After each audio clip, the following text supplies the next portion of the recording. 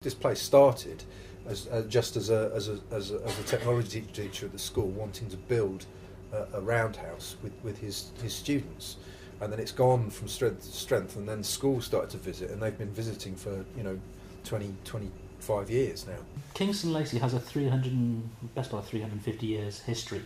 The whole estate, the Kingston Lacey Corfe Castles estate, were originally joined as one. So the Bankses have been living in this part of Dorset since the 1630s, and there, out of the generations of Bankses, there's probably only 2 or 3 that really stand out. We are so majorly hands-on here, and we also work with the children as well. So the children are engaged in the experimental archaeology we do here. But I suppose the Renaissance figure, the one person that everybody really sort of thinks about as being what Kingston Lacey is all about, is a chap called William John Banks. He acquired a great deal more paintings and added them to the collection. He redesigned the house in the 1840s, turning it into this neoclassical Italian-age palace that we have now. So he changed it from the brick building that it originally was into this stone-clad, marble interior palace, and then filled it with great sculpture and great works of art which he purchased from Europe. What happens is the kids arrive on a day, they change into Viking costume, and they will live like Vikings for the whole day.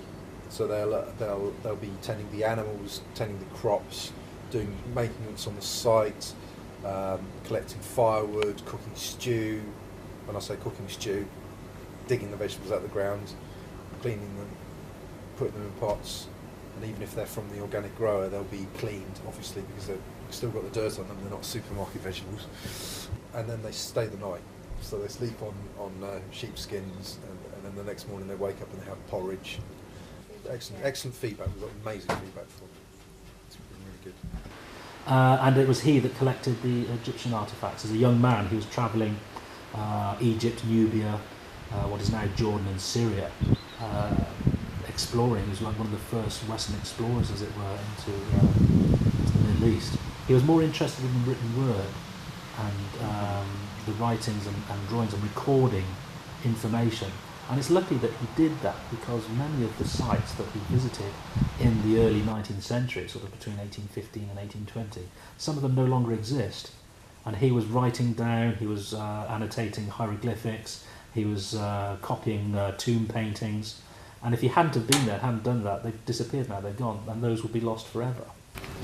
We have teenagers who've been excluded from school come here and work as part of an alternative curriculum. And what they do is they do the lion's share of the maintenance work here. And in the process of doing it, they obviously gain a lot and feel really, have a real sort of sense of achievement for what they do, because I see the kids using the stuff that they've made or they've maintained. That again was acquired by William Banks on one of his journeys to the Isle of Philae.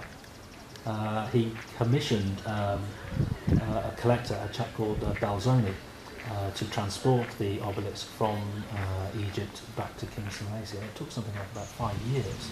And it was initially rescued from the Isle of Philae. It actually fell into the Nile, and it was lost in the Nile, and they spent the best part of a year trying to get it out of the Nile and then sending it back to England.